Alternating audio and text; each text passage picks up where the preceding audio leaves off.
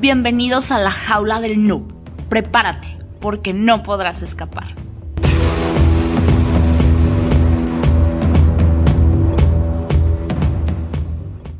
Hola, ¿qué tal? Bienvenidos a la jaula del noob, edición de entrevistas. Y esta vez está con nosotros Carlos Seis Dedos. Que bien, pues él es un crack en la parte de hacking, ciberseguridad, inteligencia. Muchos lo conocen por ahí en la comunidad. Está muy presente en congresos. Estuvo en la Open Expo, también estuvo por ahí en el congreso de Ginseng, de ciberinteligencia. Y pues ahorita el tema de la ciberinteligencia está fuertísimo. Ya nos estará platicando mucho más él personalmente. De igual manera están mis compañeros del grupo Élite del OYEC, está Pool y Debugsec, que hará la presentación formal. Hola, ¿qué tal? Soy Debugsec y el día de hoy tenemos de invitado especial a Carlos Seis Dedos, que tiene más de 15 años de experiencia como investigador y analista de inteligencia en seguridad internacional y ciberseguridad. Ha sido ponente en eventos especializados tanto en Europa como en Latinoamérica y coautor del libro Open Source Intelligence o SIN, Investigar personas e identidades en Internet, de la editorial 0x Word. Es un verdadero honor tenerte en esta nueva entrevista, Carlos. Bienvenido. Muchas gracias. Sobre todo el placer es mío el poder compartir este espacio con vosotros. Hacía días que estamos intentando cuadrar agendas, pero mira, finalmente se ha podido realizar. O sea que agradecer la paciencia y la invitación. No, Carlos, la verdad estamos muy contentos de tenerte aquí en el podcast. Nos gustaría preguntarte, como es común, ¿desde qué edad surge tu interés por esto de los ordenadores y la informática y por qué esto de la ciberinteligencia? Pues mira, mi interés, hay que tener en cuenta que yo ya tengo una edad, ¿de acuerdo? Entonces, cuando yo hablo de mis 12, 13 años, estamos hablando de mis 12, 13 años de los años 80, ¿vale? Entonces, en aquella época no era muy normal. Había un par de revistas especializadas, no había congresos, no había, como mucho, te podías ir a la biblioteca, conseguir algún tipo de libro en Basic para empezar a programar. Y recuerdo que me iba a casa de mi primo, que tenía un PC, un Amstrad, un 1640, y me acuerdo que pasaba las horas picando código simplemente para ver el jueguecito que era darle al espacio y la pelota para el juego de golf, ¿no? Entonces, ahí ya desde jovencito vino un poco mi inquietud, ¿no? Por todo el tema de la informática y la programación. Y de ahí, bueno, poco a poquito ha ido progresando hasta, bueno, hasta el día de hoy. Eh, ¿Cómo ha sido tu experiencia como ponente en eventos grandes a nivel internacional? Bueno, la verdad es que, tal como habéis comentado, a mí me gusta, como yo digo, me gusta más un sarao que otra cosa, ¿no? Me encanta la posibilidad de compartir lo poquito que sé. Entonces, la verdad es que cuanto más grande es un evento, mejor me lo paso. ¿Por qué? Porque tienes la posibilidad de poder compartir tanto conocimientos pues con más personas, ¿no? Y ya no solo el simple hecho de la exposición, porque te puedo decir, por ejemplo, así eventos grandes, pues he participado ya en 4 o 5 ediciones de las jornadas STIC de CCNCER aquí en España, tanto en la edición española como en la de Colombia, que se hizo en Bogotá y en Medellín, en la RUTED, Cibercamp de INCIBE. O sea, te puedo decir que he tenido la oportunidad y la suerte de poder participar en muchas. Y sobre todo lo más divertido, aparte de la exposición propiamente dicha, que es muy entretenida, sobre todo es las sinergias que generas, ¿no? Ya sea antes o después, sobre todo cuando acabas la ponencia, que se acerca a la gente para preguntarte cosas que a lo mejor en el público no se atrevía y haces esos contactos y esas relaciones que por suerte perduran en el tiempo. Por poner un ejemplo, de la RUTE surgió la posibilidad de escribir el libro que comentabais para hacer X World. O sea que siempre este tipo de eventos siempre surgen cosas muy interesantes que te llegan a otros y a otros y a otros. O sea que la verdad es que yo siempre aconsejo, cuando la gente me pregunta qué tiene que hacer, ¿no? Para iniciarse en el mundo de la ciberseguridad o la ciberinteligencia, siempre le aconsejo, si tienes la oportunidad, acude a cualquier evento que tengas la oportunidad, ya no solo por las charlas y la persona que vas a encontrar, que va a ser muy entretenido, sino también por las personas que van. Y que verás que no, como comentamos antes, ¿no? Off the record, que hay gente muy buena, pero que no está endiosada, que es muy accesible. Y eso lo que permite es tener esos contactos y que bueno, en pequeños proyectos, pues echarles una mano de una forma más o menos efectiva.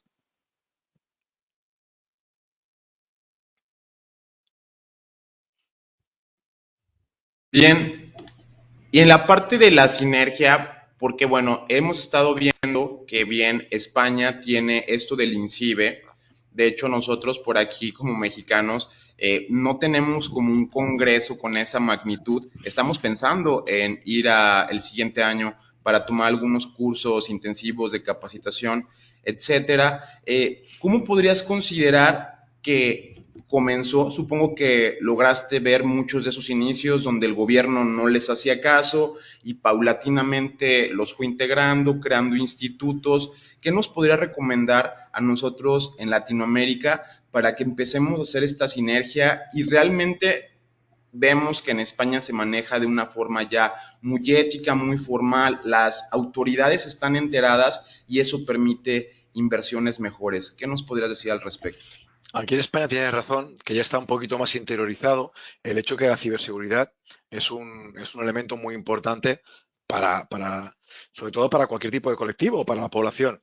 De ahí que sí que hay que decir que tenemos, por ejemplo, varios institutos o instituciones que se dedican de forma complementaria a todo el tema de ciberseguridad. Tenemos INCIBE, por un lado, que es todo el tema de capacitación para pequeñas empresas, autónomos y el público en general, con el número de atención también a incidentes. Y luego, por otro lado, tenemos el CCNCER, el Centro Criptológico Nacional, que también apuesta mucho por la formación, capacitación y la creación de sinergias. Entonces, mi consejo sería, estos dos elementos, tanto INCIBE como el CCNCER, tienen un vínculo muy fuerte con la OEA, ¿de acuerdo? Y la OEA tiene también una presencia muy importante en toda Latinoamérica, apoyando diferentes eventos relacionados con el tema de ciberseguridad. Por ejemplo, durante este año se celebró en Medellín las jornadas STIC, capítulo Colombia, se hizo en Medellín, patrocinadas por INCIBE y por el CCNCER, en el cual se fueron 3 días de una serie de jornadas de capacitación y de sinergias a nivel de instituciones y de particulares y de empresas. Entonces, yo creo que un elemento importante sería llamar a la puerta de la OEA y a partir de ahí, oye, proponerle la posibilidad de que queréis ese tipo de acciones también pues en México o en el país de Latinoamérica que consideréis relevante. ¿Por qué? Porque yo creo que ellos también están muy interesados en poder elevar y esas relaciones, esa sinergia que está generando a nivel operativo, tanto con INCIBE como el CCNCER, poder trasladarlo ya sea en forma de congresos, de capacitaciones o de formación muy específica a cualquiera de vosotros. Por ejemplo, hace un par de meses pude colaborar también con la OEA en un curso para fuerzas y cuerpos de seguridad en Latinoamérica, junto con Meta, Facebook y diferentes grandes corporaciones. Por lo tanto, se trata un poco de cómo la OEA sí que puede llegar a organizar ese tipo de capacitaciones, ya sea con empresas privadas o empresas públicas, para darle ese elemento que comentabais, ¿no? Esa posibilidad de sinergias entre institución privada y pública y que llegue al final a toda la ciudadanía. Existen distintas herramientas para obtener información de un perfil de Instagram público, pero en el caso que se necesite obtener información de un perfil privado, ¿con qué herramienta o con qué técnicas se podría hacer? Aquí pensemos que cuando hablamos de la obtención de información, es una cosa que me gusta remarcar. Cuando hablamos de una herramienta, no estamos hablando de OSINT, ¿de acuerdo? Hablamos de una herramienta de recolección de datos. No estamos generando inteligencia. Si queremos hablar de OSINT, tenemos que hablar de la transformación de un dato, ya sea de un perfil o cualquier otro elemento, mediante el ciclo de inteligencia a obtención de esa inteligencia que necesitamos, ¿vale? Hecha esta apreciación, principalmente cuando tú quieres acceder a obtener información de un perfil de Instagram o de cualquier plataforma o red social, la cual sea privada, significa que solo puedes acceder mediante invitación. Tienes dos opciones. Una es, no vas a encontrar ninguna herramienta específica que te extraiga información privada, ¿de acuerdo? ¿Por qué? Porque actualmente no existe. Pero sí podemos encontrar funcionalidades en las cuales tú puedas llegar a obtener información de ese perfil privado a partir de las publicaciones que realizan personas que no tienen perfil privado, pero sí tienen relación con ese perfil privado, ¿de acuerdo? Y a partir de ahí puedes empezar a hacer una relación y extraer datos, por ejemplo, de quien lo sigue, diferentes tipos de publicaciones, y a partir de ahí ir pudiendo profundizar, ¿no? Y luego está claro, luego lo que tenemos es la magia de la ingeniería social, ¿de acuerdo? A partir de ese punto en el cual yo necesito acceder a la información privada de un perfil, el cual tiene candadito, no puedo entrar. La principal opción que me queda, ya he comentado, hacer una primera batida al nivel exterior de toda la información que yo puedo obtener y que se filtra sin querer por el resto de usuarios que lo siguen. O la otra opción es, como comentaba, a partir de crear una pequeña campaña de ingeniería social para hacer una aproximación a ese objetivo que me permite entrar en su esfera de intimidad y a partir de ahí extraer la información que para mí pueda ser de interés para mi investigación. Pero no existe una herramienta mágica que haces así y te salta la seguridad de Instagram o de Twitter o de cualquier otra plataforma. Carlos, me gustaría preguntarte esto, pero más bien en un contexto de qué opinas.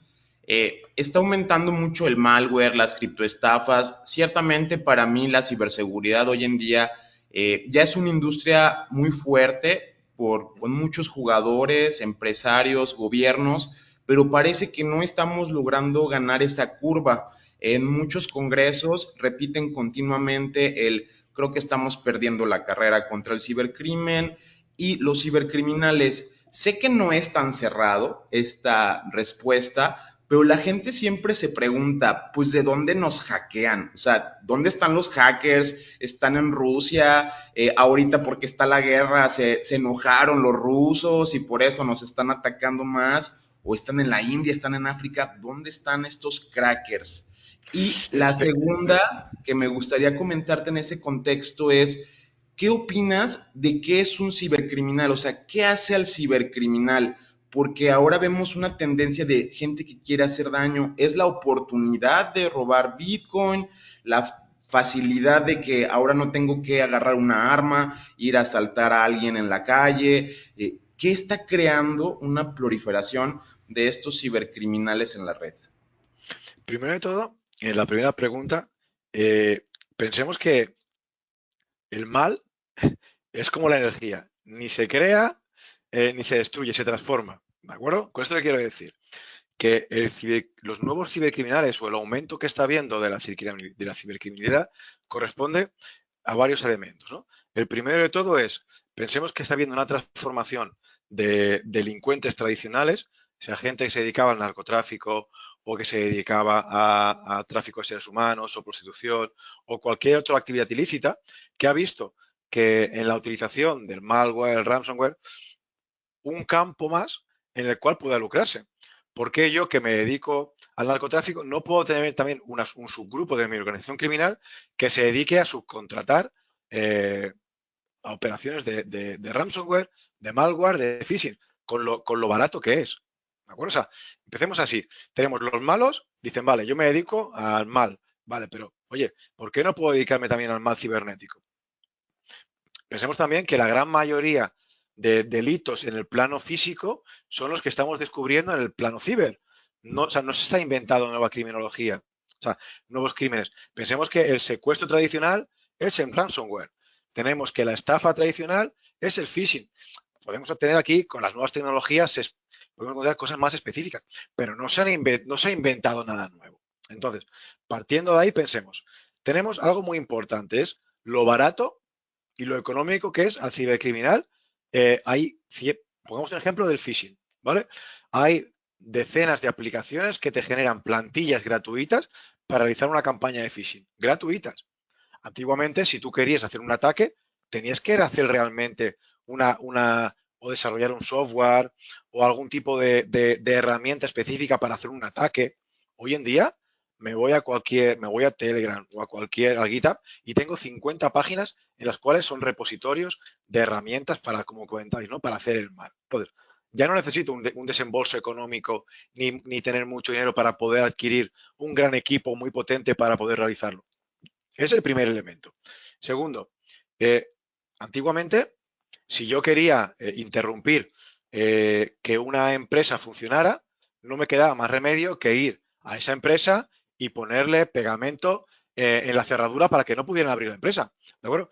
Tenía que estar físicamente allí. Ahora puedo estar en la playa, en Riviera Maya, y hacer un ataque contra una empresa en Madrid. O sea, la ubicuidad. El malo puede estar en cualquier sitio. Tiene que generar ese pegamento, le doy al play y que ejecute. Y yo sigo en la playa.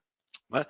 Luego pensemos también que antiguamente tenías que saber programar o tenías que saber algo de ingeniería para poder realizar ese tipo de ataques. Ahora te vas a YouTube y ¿cuántos vídeos tutoriales tienes de cómo utilizar ese tipo de herramientas de botón gordo que hemos comentado? Tenemos muchísimas. Hasta YouTube se ha dado cuenta de eso y ha empezado a eliminar contenidos que lo que hacía era enseñaba a la utilización de esas herramientas. Por lo tanto, cualquiera podía dedicarse a realizar un ataque de negación de servicio o una campaña de phishing. O sea, vemos como hay una serie de elementos que antiguamente era mucho más complejo poderse dedicarse al cibercrimen, pero ahora cualquiera puede dedicarse. Aquí ya si entramos en otro punto que es ¿cuántos terminales, dispositivos, ordenadores, tablets tenemos? Estamos hiperconectados. Nuestros vectores de exposición son muchísimo más grandes. O sea, ya no es que digas tengo un correo electrónico, sino tengo 10 correos electrónicos. Por lo tanto, me va a llegar el phishing por 10 lugares diferentes, no por uno. Cada vez los malos utilizan también las técnicas que comentamos anteriormente de obtención de información en fuentes abiertas, técnicas OSINT, para conocerme y me pueden hacer un ataque específico contra mi persona. O sea, si saben que me gusta el fútbol, me gusta la montaña, me gusta escalar, me van a hacer un phishing específico en el cual me van a hacer un descuento del 50% si pico en este enlace porque voy a ir a un hotel que tienen partidos de fútbol más no sé qué, más no sé cuánto. Cada vez es más fácil. Y ya si ya entramos en el punto en el cual la falsa sensación de impunidad que tienen, con datos de España, durante el año 2020 hubieron, creo que fue, unas 270.000 víctimas, o sea, personas que pusieron denuncias por algún tipo de estafa o delito relacionado con las tecnologías, ¿vale? 270.000 víctimas. De esas 270.000 víctimas se llegó a condenar al menos del 1%, ¿vale? Imagínate la sensación de impunidad que tiene el malo. Pero vale, ahora vamos a hacer una reflexión. Sabemos lo que es la cifra negra. La cifra negra en criminología es la cantidad de víctimas que son, valga la redundancia, víctimas de un delito, pero ya sea por reputación, ya sea por vergüenza, porque no son conscientes de que han sido víctimas de un delito, no denuncian. En el ámbito cibernético estamos rondando el 70%. Significa que la cifra real de víctimas son cerca de 1,5 millones.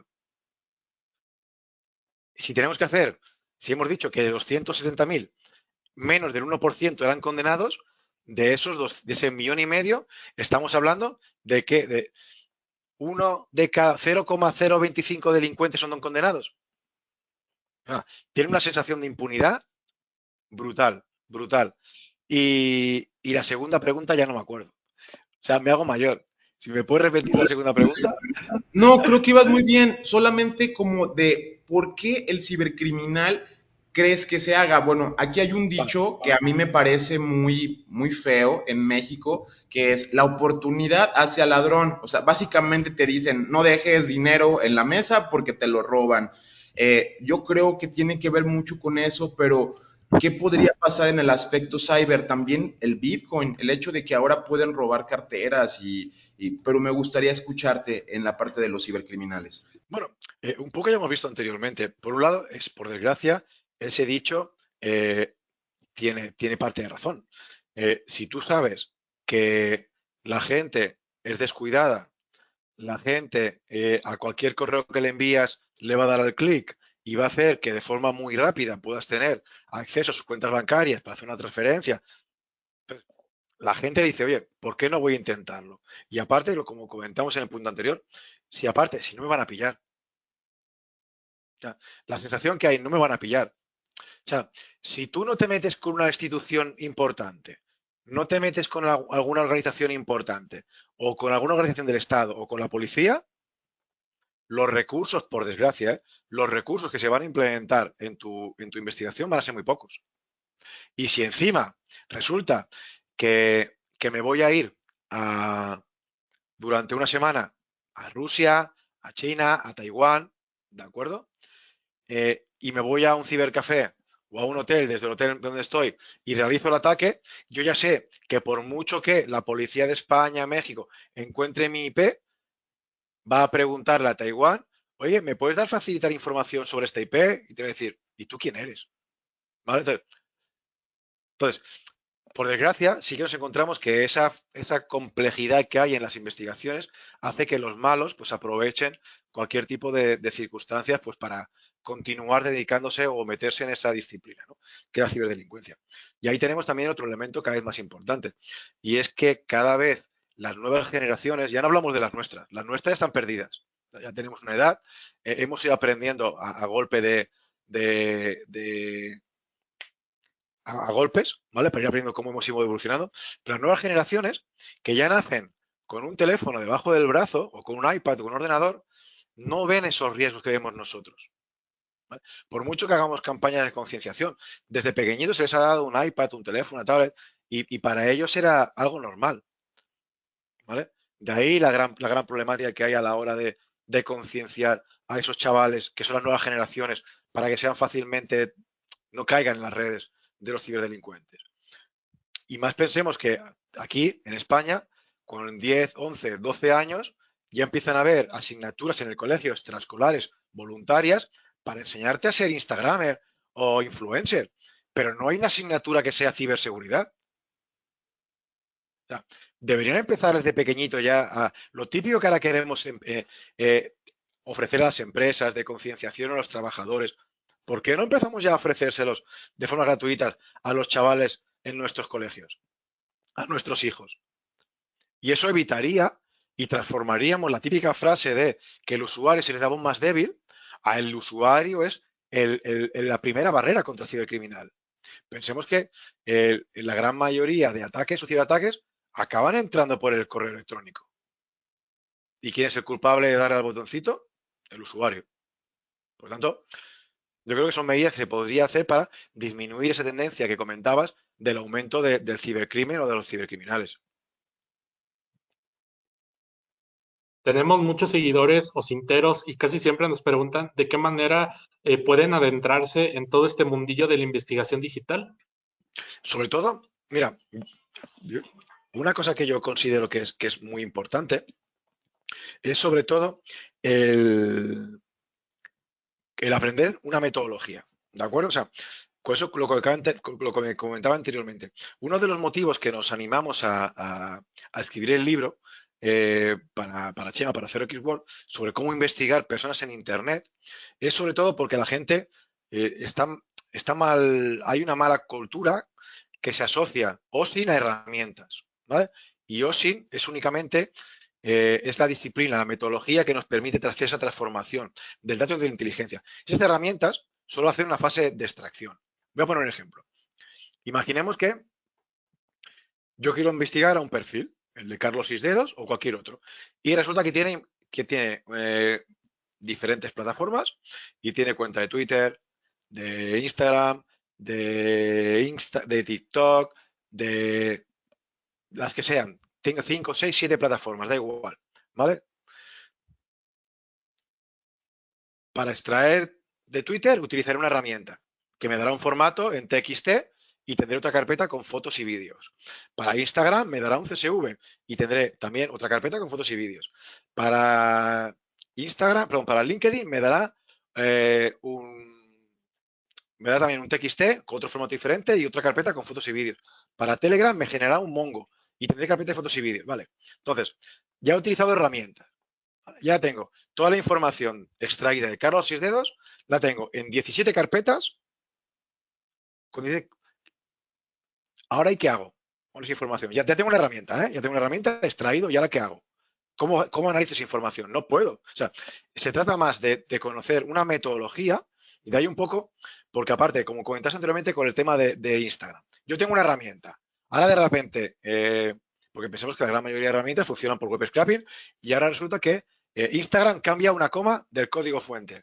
La herramienta deja de funcionar.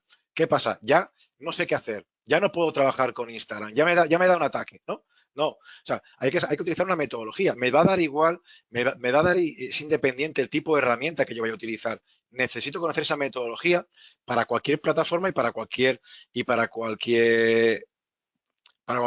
investigación que quiera realizar. Sobre todo es una metodología correcta que te permita tener muy claro, hacer el planteamiento de la investigación, tener presente que la investigación en OSINT va a llevar una serie de fases, que es el ciclo de inteligencia. De ahí el que os quiera vender una herramienta que diga, tengo una herramienta de OSINT, que le doy un botón y me genera un report en PDF, lo que te está haciendo es los datos que ha obtenido sin verificar y sin analizar, directamente te los va a colocar en un PDF muy bonito, pero se acabó, nada más. ¿Creéis que toda la información, si yo busco ahora en Google Carlos Sisdedos, toda la información que me va a devolver es buena? ¿O habrá otros Carlos Sisdedos? ¿O habrá gente que publique información que también se llamará Carlos Sisdedos que no tiene nada que ver conmigo? Pero yo la recopilo y automáticamente la genero en un report, en un dashboard muy bonito. Eso sí, si es negro, mejor, ¿vale? Porque llama más la atención. Entonces, y ya todo el mundo compra.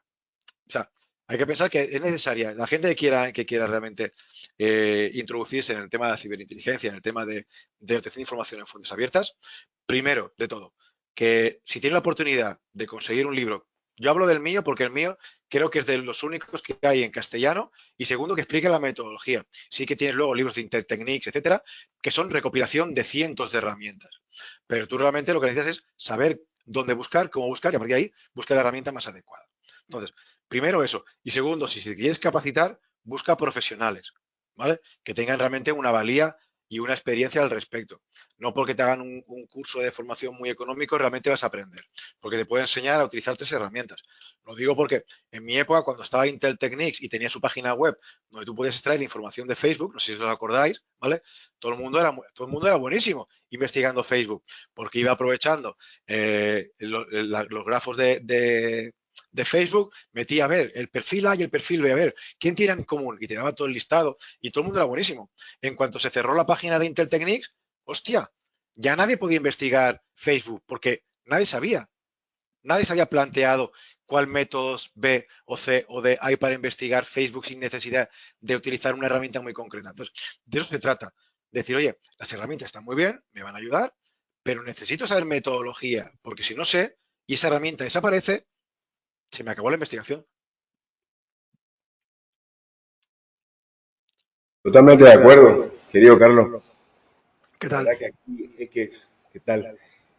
Eh, como bien acabas de comentar, o siempre son básicamente, pueden haber muchas herramientas y demás, pero la metodología, el proceso de cómo tener la hermenéutica que se utiliza para poder hacer una investigación como tal y llegar a un target objetivo, depende con qué fin, es una ciencia aparte, es una ciencia aparte. Totalmente. Y ahí estoy totalmente de acuerdo con lo que acabas de mencionar también, que lo bueno, lo malo, lo blanco, lo negro, es que el ser humano, lamentablemente, como lo mencionaste, buscamos lo fácil, ¿no? Porque lo que menos cuesta, pero en realidad no te das cuenta o no tienes la capacidad, pienso yo, a veces falta materia gris, porque la tienen como tal, ¿no? Físicamente, ¿no? Es tangible, pero no la explotan porque lo fácil, al final de cuentas, siempre tiene un precio. Pagas una factura alta, o sea, la factura es muy alta la que pagas. Toda la información que vos das en internet, siempre lo decimos en todos los podcasts, ¿no? Tengan cuidado, tengan conciencia, lean un poco, etcétera. Ahora que hablamos de investigación, hay metodología, querés entrar en ciberseguridad, perfecto, totalmente de acuerdo. Pero algo más personal tuyo te quiero contar, si es posible que me puedas responder de manera así, innata. Vos, como tal, en toda tu experiencia que has tenido, en toda tu trayectoria, porque el tema de ponencia, la verdad que tu participación en Open Expo estuvo genial. Me encantó la preparación que tenés, todas tus experiencias. Tu libro la verdad, es que tal cual, la metodología no es lo mismo que te digan, usa esto, lo otro, ¿no? Es totalmente distinto. Y la verdad que eso está genial. Pero vos personalmente, en tu vida cotidiana, ¿cómo es Carlos Seguedo? ¿Cómo es su vida? ¿Cómo Mi es tu día, vida mira, normal, tu diario vivir? Porque yo sé que trabajas en mil cosas, todos trabajamos en mil cosas, pero vos personalmente que tenés una agenda súper ocupada y te agradecemos por tu tiempo hoy día, pero ¿cómo es tu día a día? ¿Qué es lo que te gusta hacer? Independientemente, porque todos decimos, mi rato libre sigo investigando. O sea, sí, sí. somos unos workaholics al final de cuentas, ¿no? Pero tu día a día, ¿qué te gusta hacer? Aparte de hacer investigaciones y demás, porque yo creo que ese cerebro no todo el tiempo está maquinando. Tiene que haber un momento Sí, que se relaja. ¿Cuándo uno para? la verdad, ¿Cuándo, o sea, Carlos Dedos para y está tranquilo? mira, parar nunca para. Eso ya te lo digo. Sí que hay esos momentos en los cuales intenta desconectar, ¿de acuerdo? Pero siempre te digo que yo siempre voy con una libretita cerca, ¿vale? Más grande, más pequeña, ¿vale? ¿Por qué?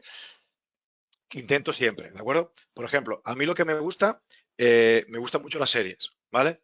Y yo estoy viendo una serie y automáticamente mi cerebro en segundo plano sigue trabajando. Y de repente, sin yo darme cuenta, dice, oye, aquel problema que tenías, ¿de acuerdo? Esta es la solución. Entonces lo apunto y sigo trabajando, ¿no? Pero aparte de eso, a mí sobre todo lo que me gusta mucho y parece una obviedad es tomar café con amigos. Me encanta. O sea, el poderme sentar delante de... Mira, el que me gusta eso es coger el teléfono, ponerlo boca abajo, ¿vale? Y no por desconfianza, sino porque me da igual que me llamen o no, y estar sentarme tranquilamente, ya sea en verano o en invierno, un café con leche, cortito de café, y sentándome a hablar de lo que sea, ¿vale? Me encanta el poder, y sobre todo si es con personas que tienen opinión diferente a mí, mejor, porque me encanta el compartir opiniones con gente que tenga una visión totalmente radical diferente a la que tú tienes en cualquier ámbito, ¿vale? Eso es relevante. Y luego también lo que me gusta mucho es salir a correr. Siempre que puedo y tengo un hueco, por eso te decía, ¿no? Que estás corriendo, pero tu cerebro sigue en segundo plano funcionando. Y a partir de ahí, bueno, también, bueno, pues si puedo, pues intento compartir el poquito espacio que me queda pues con la familia, con amigos y siempre estás maquinando, ¿sabes? Siempre estás maquinando alguna cosa que se te pueda ocurrir, algún proyecto, porque por desgracia, como comentas, ¿no? Siempre lo tienes ahí en segundo plano. Pero sobre todo, principalmente es eso, me gusta mucho el compartir el espacio que tengo con amigos.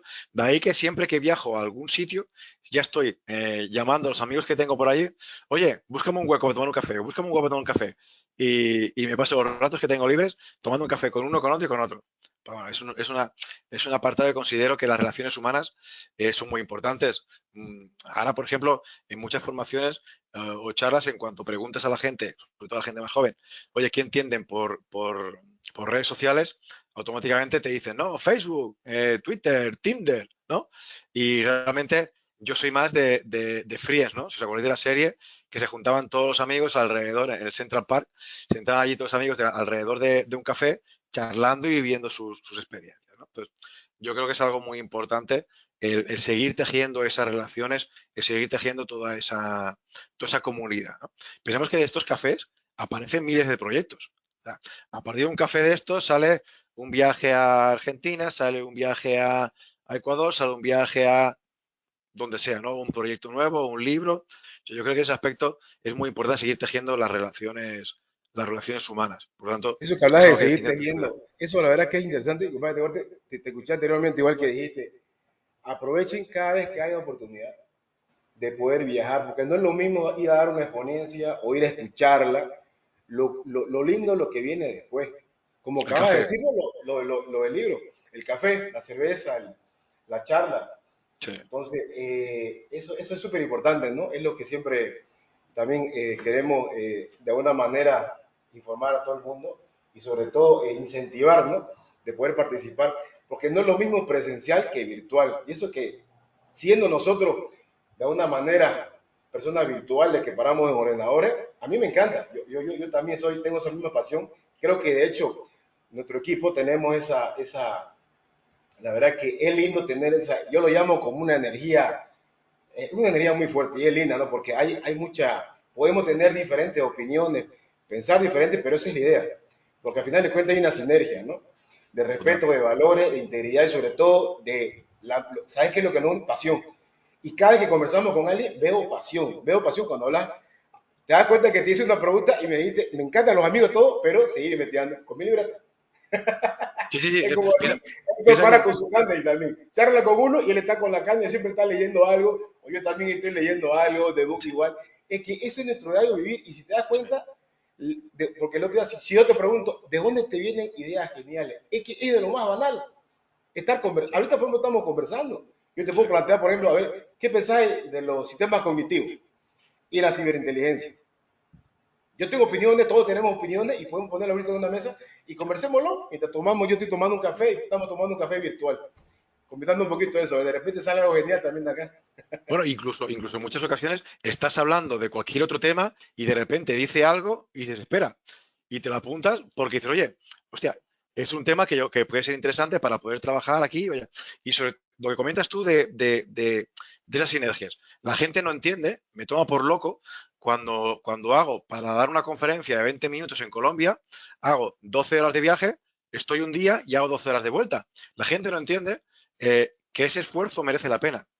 ¿Por qué? Primero, porque la gente agradece el poderte ver de forma presencial y el poder tener relación contigo. ¿Por qué? Porque tú comentas, cuando acabas siempre haces cervezas con uno o un café o te vas a comer y profundizas un poco más esa relación, ¿no?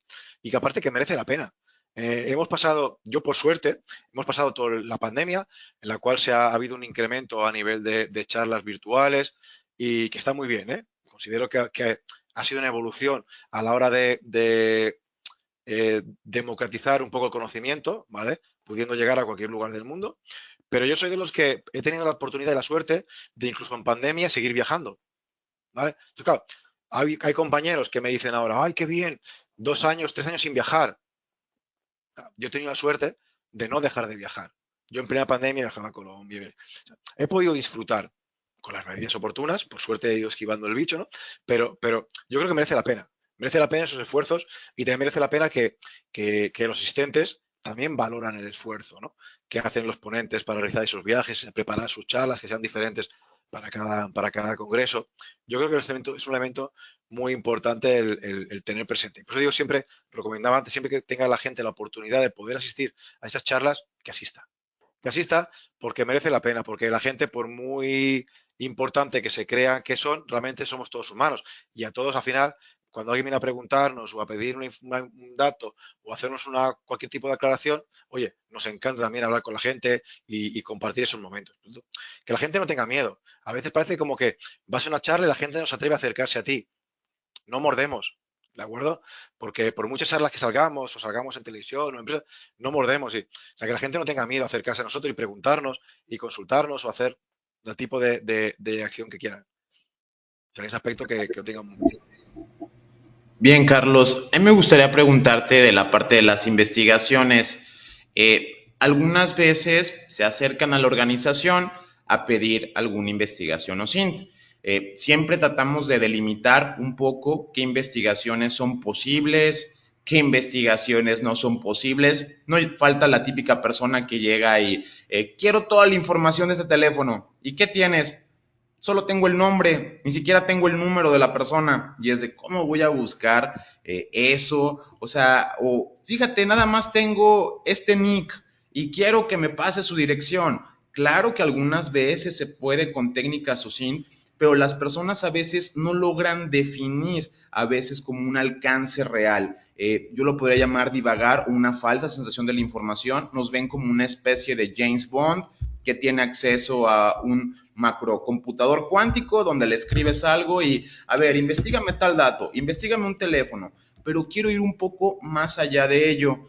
En estas investigaciones también suele pasar de forma negativa, que hay gente que te dice, mira, tuve una situación legal, pero tengo autorización para poder espiar a mi pareja o tengo autorización para poder espiar a mi hija. Fíjate que quiero conseguir una geolocalización. Y tú dices, ¿pero para qué? No, es que es alguien que está extraviado. ¿Y tú cómo sabes que realmente pertenece a esa persona, que no lo está buscando para hacer un tipo de incidentes? Alguna vez me sucedió, por poner un ejemplo en contexto, una llamada de una persona, un tono que ni siquiera yo conocía muy comúnmente, como, oye, fíjate que necesito un encargo, me dijeron que tú eras muy bueno, necesito que me ubiques unas personas, una geolocalización, te pago lo que quieras, ¿dónde te deposito? Y solo por hacer un poco de contraste le dije, mira, lo que me estás pidiendo, no sé si puedo o no, tengo que ver los acuerdos legales y todo esto, pero también te saldría en esta cantidad, por poner un ejemplo vago, $5,000. Y así de, no, dime, yo te mando 10,000, pero dime dónde están esas personas, porque ahorita voy a mandar por ellos. Y es de, oye, yo no puedo hacer eso. Entonces, ¿cómo filtramos también? Sobre todo porque hay muchos investigadores OSINT que a mí me gustaría no van a dejar de ser investigadores o no van a dejar de hacerlo porque les digamos tengan precaución, no lo hagan, al menos que tengan un poco de, ¿cómo llamarlo?, selección a la hora de no agarrar una investigación que pueda comprometer tu identidad, tu vida, que sea de un criminal que te está pidiendo encontrar a alguien quizá para hacerle daño.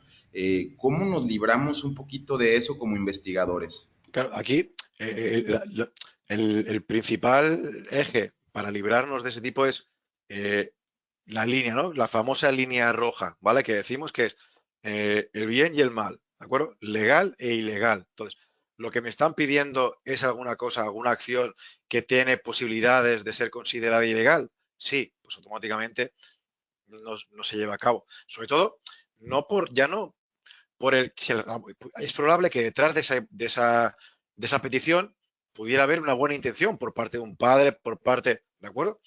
Pero hay circunstancias en las cuales nosotros como investigadores tenemos que saber dónde está nuestra posición.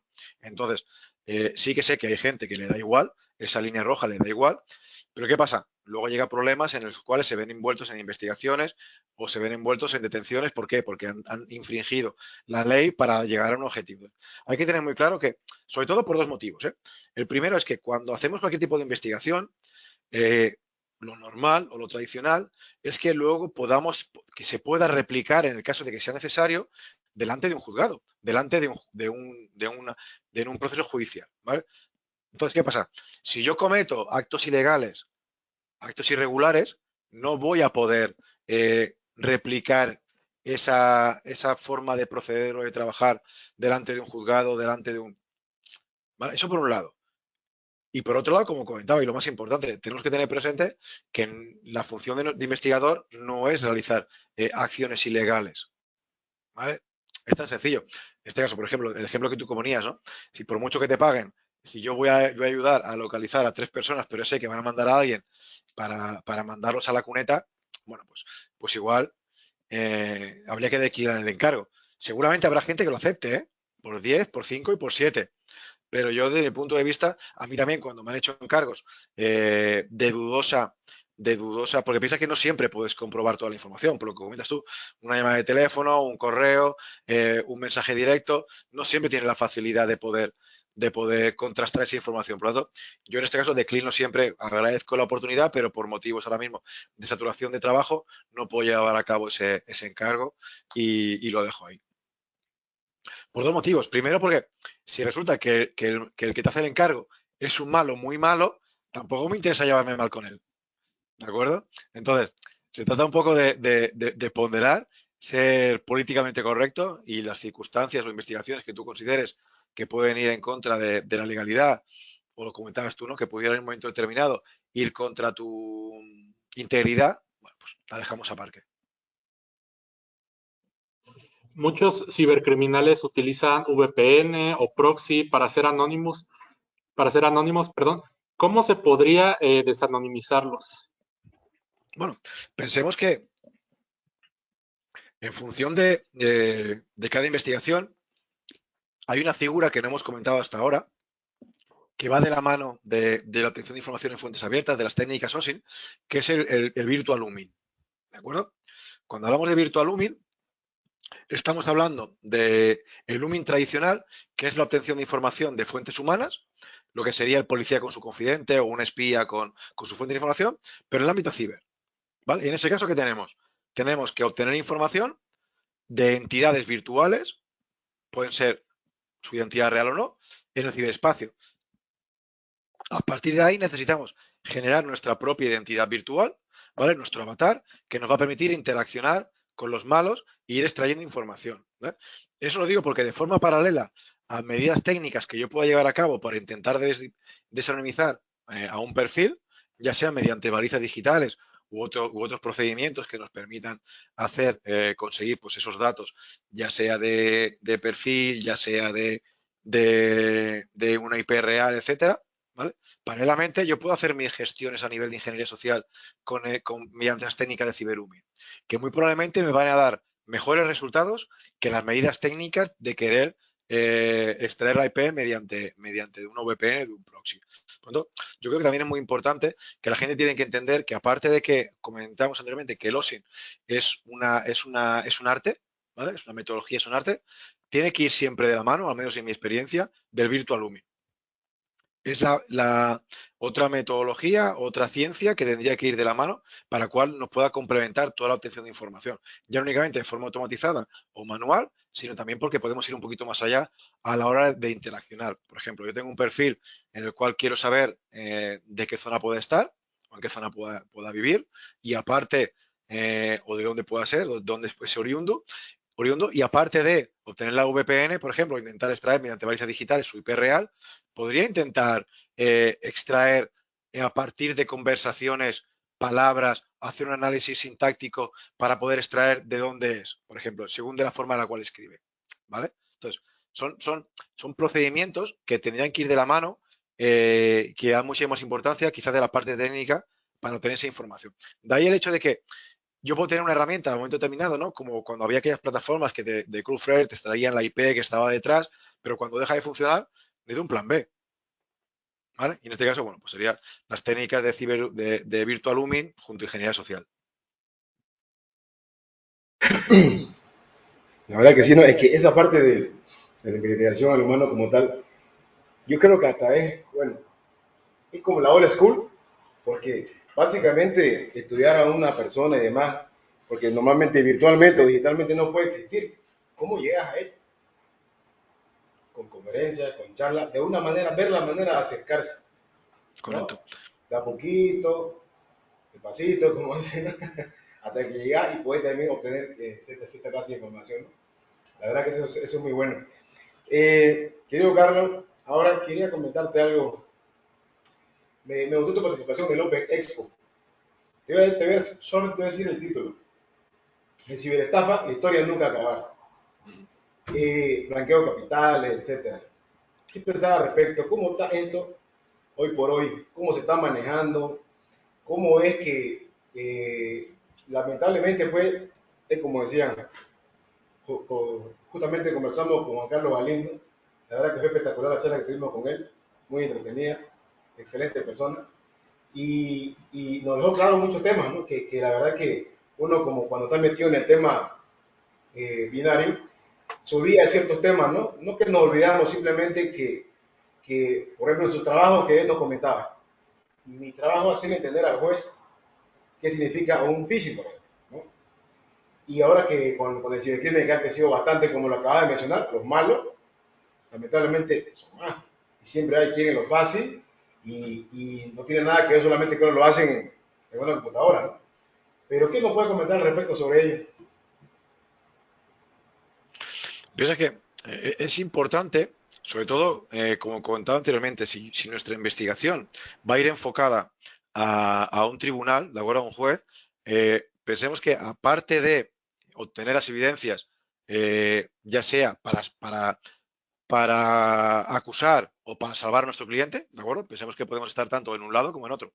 Entonces, lo principal es utilizar un lenguaje acorde con la persona que vamos a tener delante, ¿de acuerdo? Y ya no únicamente porque sea un juez, sino si hacemos cualquier tipo de investigación en ciberseguridad o en OSINT o de huella digital, necesitamos saber quién va a ser el receptor de esa información, el receptor de ese documento. ¿Por qué? Porque si es un perfil muy técnico, me puedo explayar y puedo utilizar conceptos muy técnicos. Si resulta que no adecuo mi lenguaje al receptor, como puede ser, por ejemplo, en ese caso, por ejemplo, en el tema de un juez, si resulta que mi informe que yo hago es demasiado técnico, cuando llegue al juez o al fiscal, no lo van a entender. Y voy a tener que hacer mucho esfuerzo en tener que explicárselo. Porque el problema va a ser que si ya en el informe no he sido capaz de explicarlo con un lenguaje llano, verbalmente tampoco voy a saber. Bueno, ahí, sobre todo, cuando hablamos de esa transformación, ¿no? De la ciberinteligencia, la inteligencia, da igual para ciberestafa o cualquier otro procedimiento, hablamos del ciclo de inteligencia y al final del ciclo de inteligencia hablamos de la fase de dirección, recolección, transformación, análisis y feedback, claro, y difusión. En la fase de difusión es la cual vamos a hacer entrega de ese informe a su señoría, al fiscal, a un cliente. Si no hemos sido capaces de adecuar ese lenguaje, no llegaremos a ningún sitio porque no lo van a entender. Habremos hecho un trabajo excepcional, recopilando información. Pero cuando llegue al juez o quien sea y lea el informe y la segunda página ya no se entere de lo que estamos diciendo, van a desconectar. Y por muy bueno que seamos como peritos, al final nuestra credibilidad va a caer bajísimo. Lo más importante que hay cuando vas a defender un informe es directamente no pensar que el juez ya va a entender lo que le vas a explicar. Yo siempre digo lo mismo. Piensa que yo por mi faceta de policía he ido a cientos de juicios a declarar, ¿vale? Yo siempre he tenido la misma máxima.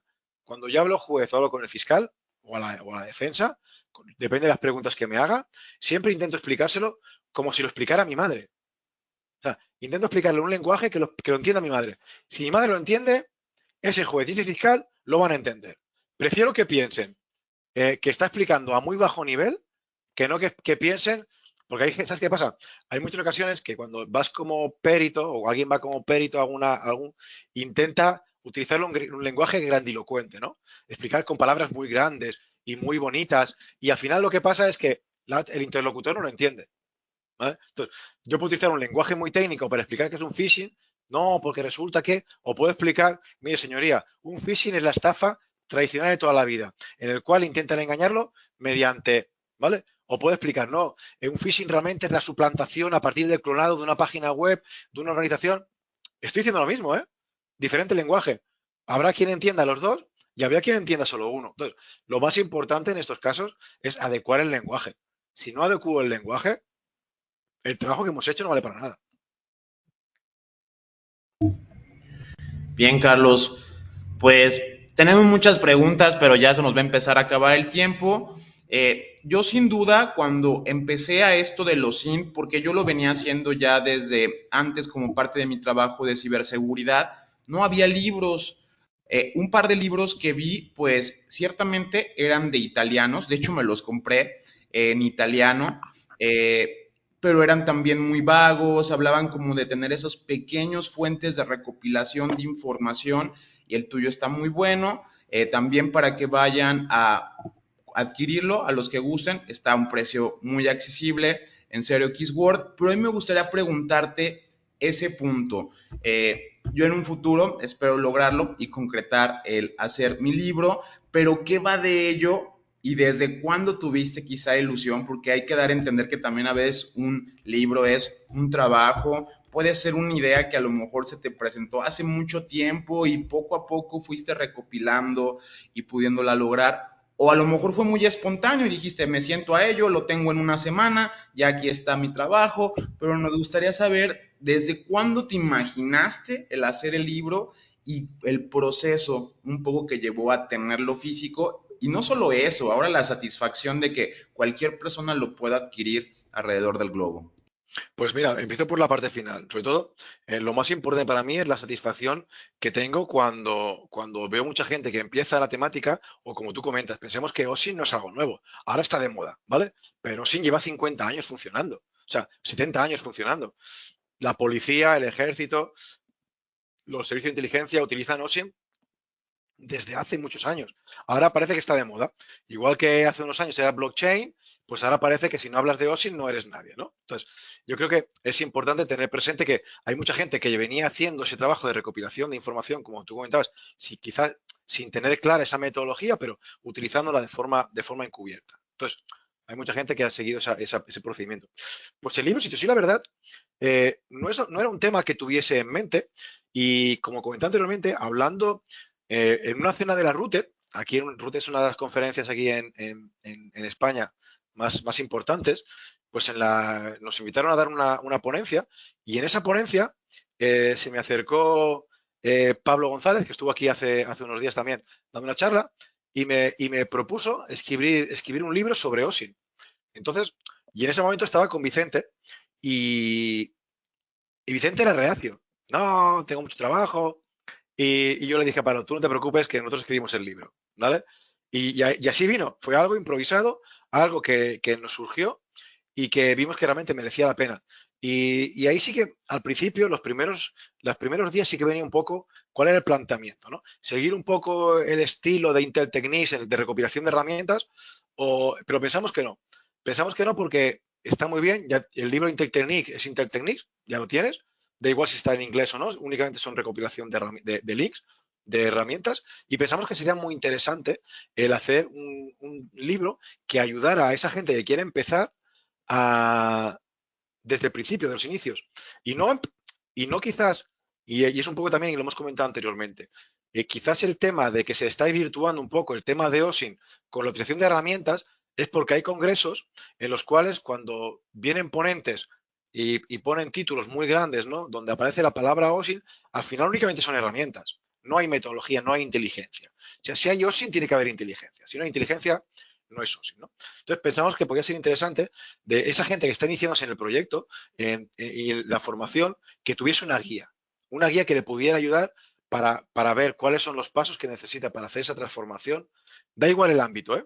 Da igual si es para buscar personas, empresas. La idea sobre todo es que tenga esa metodología que pueda aplicar en cualquier ámbito de su vida a la hora de transformar cualquier dato en inteligencia. ¿Crees que el OSINT, la ciberseguridad y la ciberinteligencia se complementan? Y si es así, ¿de qué manera? Yo siempre que hablo de OSINT y ciberinteligencia, hago una ¿vale? Hago una especie de machambrado como si hablara de lo mismo. Pensemos que cuando hablamos de inteligencia es la obtención de cualquier tipo de datos, ¿de acuerdo? Y la transformación en inteligencia, ¿vale? Lo que hablamos. Inteligencia es el decisor, el jefe, un superior, tiene algún tipo de incertidumbre, tiene algún tipo de problema que tiene que resolver y llama al de inteligencia y dice, oye, ¿qué sabemos de esto? ¿No? Como diciendo, ¿qué sabemos de esto? ¿No? O ¿cómo podemos solucionar esto? Y el de inteligencia es el que tiene que buscarse la vida. Entonces, la única que varía, desde mi punto de vista, porque cuando hablamos de OSINT, hablamos de lo mismo, hablamos de que tengo un problema y a partir de un dato tengo que generar inteligencia. Lo único que varía son las fuentes. Cuando hablamos de ciberinteligencia, nos circunscribimos únicamente a nivel ciber, ¿vale? Y cuando hablamos de OSINT, no estamos hablando únicamente a nivel ciber. También tenemos que pensar que tenemos que complementarnos con otras disciplinas, como puede ser Virtual Humming, como puede ser SOCMIN, como puede ser asistencia a charlas, la asistencia a bibliotecas, la asistencia o visita de un cementerio, ¿vale? O sea, cuando hablamos de OSINT no es únicamente a nivel ciber, hablamos también a nivel físico. Vamos a poner un ejemplo de esto que digo, muchas veces la gente no lo entiende, ¿no? Asocia únicamente OSINT a herramientas de extracción de redes sociales, ¿no? Va mucho más allá. Imaginemos que yo estoy haciendo una investigación de una persona y publica en su red de Instagram una fotografía donde se ve el nombre de una calle en la foto, ¿vale? Yo puedo, a partir de búsqueda por internet, a ver qué información puedo tener de esa calle, de ese número, a ver si puedo encontrar algún tipo de relación, ¿vale? Tengo el plan B, ¿vale? Mundo físico. Me voy a esa dirección, voy a ese número, me voy al buzón y veo qué nombre pone en el buzón, por ejemplo. ¿A quién vive allí? ¿Quién no vive allí? Veo el correo que hay, ¿vale? ¿A quién le está llegando correspondencia? ¿Quién puede vivir ahí? O sea, ¿ves la interacción del plano físico y el plano ciber? ¿No? De ahí es un poco la importancia que tiene el mundo OSI. O sea, realmente, y de ahí un poco a la pregunta que tú venías diciendo, ¿no? Para mí se complementan, pero la ciberseguridad sigue siendo para mí siempre una herramienta reactiva, ¿vale? Nos han atacado, ¿vale? Y ahora la ciberseguridad, ¿cómo hago para mitigar o remediar la intrusión? En cambio, la ciberinteligencia o OSINT lo que tiene que hacer es una labor proactiva, es decir, vale, vamos a ver qué tipo de vulnerabilidades tiene mi organización, qué tipo de elementos o vectores de ataque utilizan los malos, vale, ya sé cómo operan los malos, sé qué debilidades tiene mi organización, vamos a ver que no puedan cachar, ¿vale? Vamos a minimizar la exposición de mi organización para que no pueda verse atacada por los vectores tradicionales. Por lo tanto, para mí la ciberinteligencia es proactiva, tiene que adelantarse a ese tipo. Y está claro que habrá elementos en los cuales la seguridad 100% no existe, ya lo sabemos. Pero tiene que minimizar todo lo posible esa sobreexposición. De ahí un poco esa diferenciación que hago, ¿no? Ciberinteligencia es una labor preventiva, proactiva, y ciberseguridad es más bien reactiva, una vez ya nos han atacado.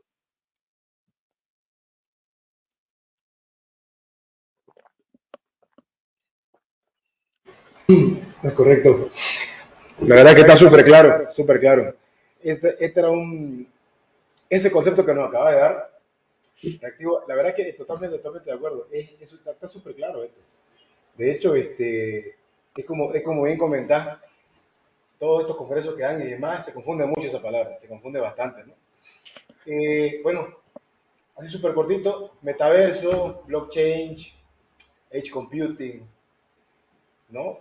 Lamentablemente, pues, la evolución de Internet ahora, con el web 3.0, lo que acaba de comentar, los tokenomics, que es el token de economics, ¿no? La identidad distribuida, sistemas cognitivos, la paridad humana, o sea, te das cuenta de lo que se nos viene, ¿no? El metaverso y demás. En el tema de, se va a complicar el tema de ciberinteligencia, ¿no? Porque más allá de lo que se puede hacer con el Yumi, que acaba de comentar, y no con técnica como tal o como ir de un buzón y demás, pero como ahora la gente va a estar más virtual, y esto de alguna manera ayuda, porque ¿en qué se basa el Edge Computing? ¿Por qué está apareciendo el Edge Computing? Porque queremos reducir la cantidad de exposición de equipos que pueden de alguna manera, somos más vulnerables. Mientras más equipos expuestos, más vulnerables nos volvemos. La compañía, las empresas, las personas, ¿no? Así como la información que damos. Pero como ahora con lo que se viene, va a haber muchas cosas más expuestas. Y el mundo no está preparado porque de hecho existen, hay personas que no tienen claro los conceptos como tales, ni siquiera conocen el término como tal de lo que fue al final de cuentas un cloud computing o qué fue la nube o qué era tener un drive. O sea, si estas personas que saltaron esta parte y no la han vivido, no la han entendido, ahora están en el metaverso y piensan que es como una realidad virtual o como irse a Francia y tomarse un café, pero en el metaverso, o cosas así, digamos, o tener un tipo de trabajo colaborativo en diferentes lugares, ¿no? Pero también existe más, eh, el margen de error es mucho más grande, ¿no? ¿Te das cuenta? Entonces, ¿vos qué pensás de todo esto en el caso de lo que es ciberinteligencia, en el caso de lo que hay investigaciones y demás? Se le va a complicar también un poco, ¿no? O ya se están preparando para esto. Yo creo que piensa, ahora hablamos de metaverso, ¿vale? Y parece como que, pero es que ya tuvimos Second Life, ¿vale? O sea, que parece como, claro, los que ya tenemos una edad, todo esto ya lo hemos vivido, ¿vale? El tener un mundo paralelo en el cual puedes tener tu avatar, ¿vale? Entonces, yo para mí, desde el punto de vista de investigación, para mí lo que realmente lo que hacemos en nuestras investigaciones siempre es aprovechamos parte de la visión que hay a nivel físico con toda la información que hay a nivel virtual. ¿De acuerdo? Todos al final, cada vez tenemos una mayor presencia a nivel virtual, cada vez nuestra exposición es mayor. ¿Y eso qué provoca? Eso provoca que cada vez tengamos más información en el ciberespacio. Cuanta más información hay en el ciberespacio, cuanta más información el usuario difunda, para mí, mucho mejor. Aquí ya entraríamos protección de datos, bla, bla, bla, bla, bla, bla. ¿De acuerdo? Pero que a nivel de investigación, cuanto mayor información la gente publique, difunda en su avatar cibernético o en lo que sea, para mí es más sencillo realizar mis investigaciones. Claro, cuanto menos investigación hay en el ciberespacio, me tengo que circunscribir más a la información física. Pero en cambio, la gente, es lo típico, ¿no? De la gente cuelga, se va en su Instagram y se publica una fotografía en el aeropuerto diciendo, fotografía, me voy a Argentina, ¿no? Pum, fotografía, vale.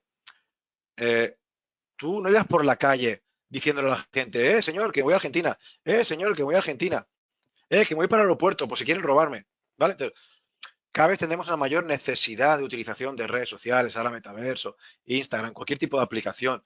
Parece como si nuestra vida está ahí. Lo que hablamos anteriormente, ¿no? Del tomar el café con los amigos. La gente prefiere tomar el café en el metaverso.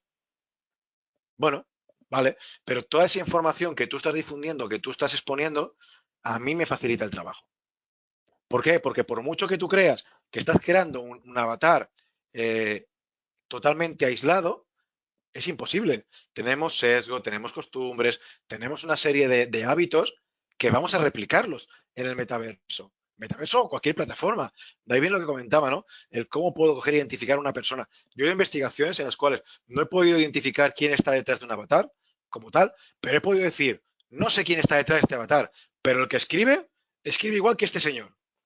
Y este sé quién es, ¿vale? Pues a partir de diferentes tipos de elementos, ¿no? De sintaxis, de puntuación, de morfosintaxis. Entonces, cuanta más información se publique, se difunda, a mí como investigador me va a beneficiar. Eso es lo que yo te quería decir, porque hay personas que piensan que van a estar más seguros del metaverso. Y justamente me respondiste lo que quería escuchar, que quería que todo el mundo, que la audiencia escuche, que piensa que van a estar más seguros. Es peor. Acaba de decir, van a ser patrones. No sé quién está ahorita acá en la pantalla, pero hace lo mismo que este. Tiene el mismo comportamiento y son los mismos patrones. De hecho, va a ser más fácil. Buenísimo. Correcto. No esperaba menos, gracias.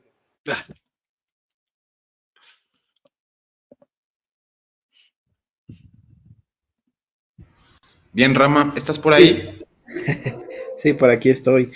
Sí, la verdad es que es importante todo esto que comentas, ¿no? Que hay mucha gente que confunde la labor de inteligencia con la recolección de información y obviamente pues no es lo mismo, no es lo mismo entregar información que entregar pues ya el resultado del análisis de esa información que justamente es toda esta parte de inteligencia. Total. Sí, mira, ahora sí que quisiera más que todo preguntar, ¿cuál es la recomendación, el consejo para nuevos especialistas que quieren subirse a esta parte de OSINT? Porque quizás es igual un poco infravalorada realmente de todo el ámbito y todo lo que representa el OSINT. ¿Qué consejo les das a aquellos especialistas que están como de, ay no, pero es que el OSINT pues ya es viejo, ya no es lo nuevo, ahorita lo nuevo es el Trading Tail, entonces yo quiero sumarme a eso? ¿Qué consejo les darías? Bueno, eso es me gusta mucho el trade intelligence, ¿no? Está muy bien, pero porque aquí tendemos todo a poner la palabra en inglés.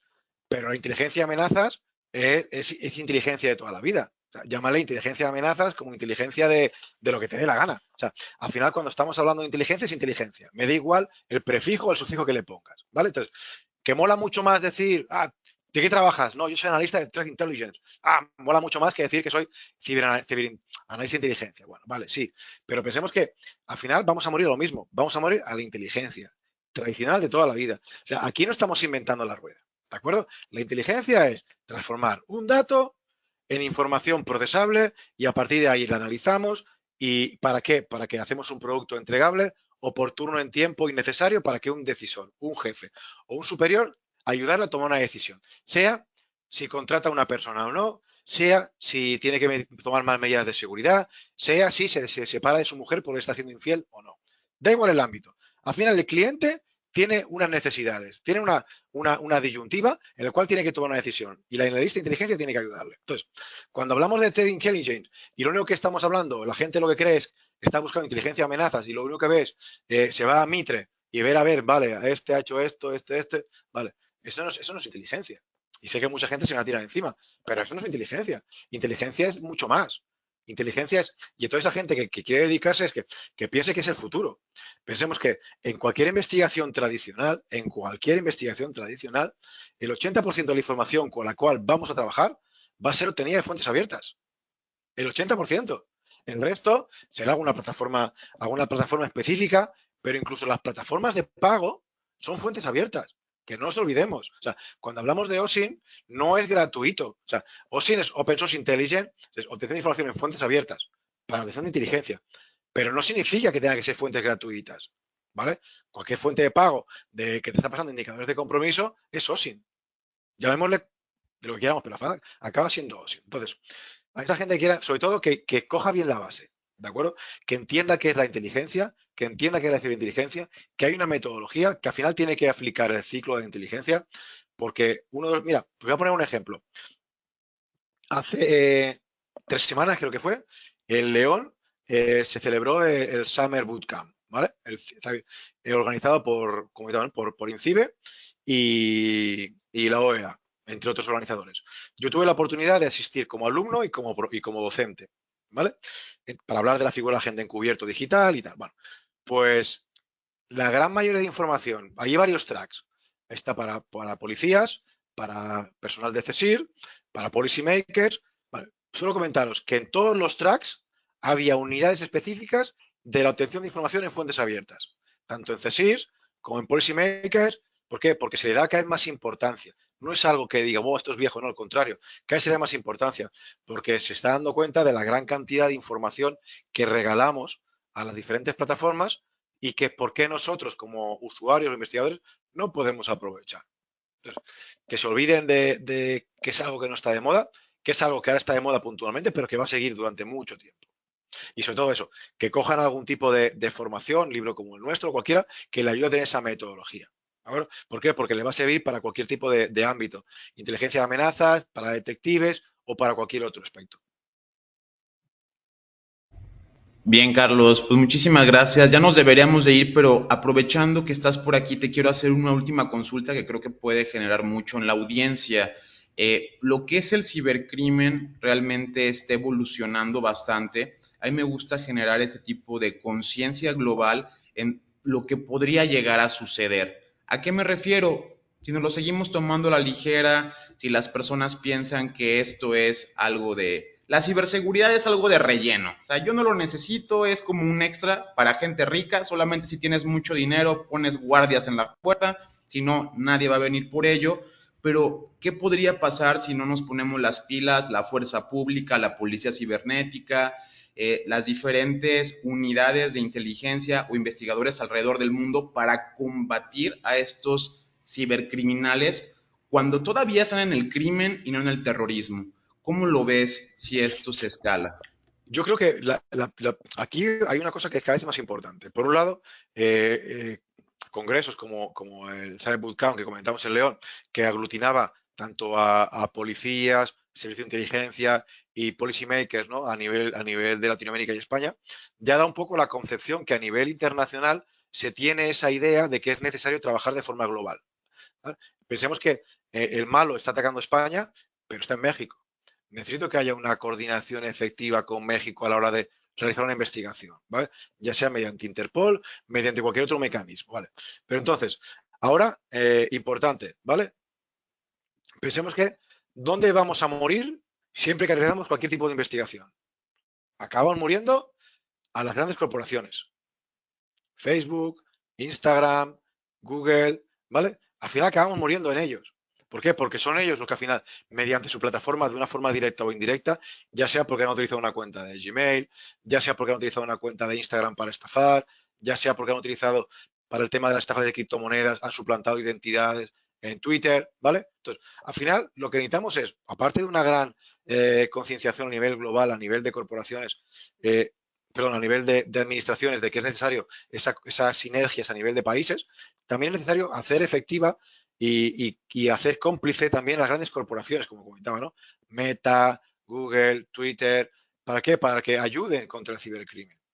No pueden permitir que los cibercriminales se escuden detrás de determinadas plataformas con la libertad de expresión, como sucede con Telegram, por ejemplo, en el cual vemos cómo el crimen organizado está habiendo una traslación a Telegram. ¿Por qué? Porque es mucho más sencillo operar en Telegram, porque Telegram no va a denunciar los canales, por ejemplo, ¿no? Entonces, lo importante es tener muy claro, por un lado, que los países ya empiezan a darse cuenta de ello, de ahí el convenio de Bucarest, en el cual empiezan a buscarse mecanismos para una interacción rápida a nivel de diferentes operadores de nivel de seguridad, y por otro lado, el hecho de hacer cómplice también, en este caso, pues a las grandes corporaciones para que agilicen la medida de lo posible las peticiones que puedan realizar a diferentes fuerzas y cuerpos de seguridad en la investigación de los crímenes. Pues muchísimas gracias, Carlos Seis Dedo, en la jaula del noob. Les recomiendo que vayan a comprar su libro En Serio X Word. Gracias a todos. Esto fue la jaula del noob. Un placer, muchas gracias por haber invitado. Gracias por habernos acompañado. No te pierdas el próximo episodio. Recuerda darle like, suscribirte y compartir. Esto fue La Jaula del Noob. Sale mucho fake, que solo es un lamer y quiere joder, y no va a poder.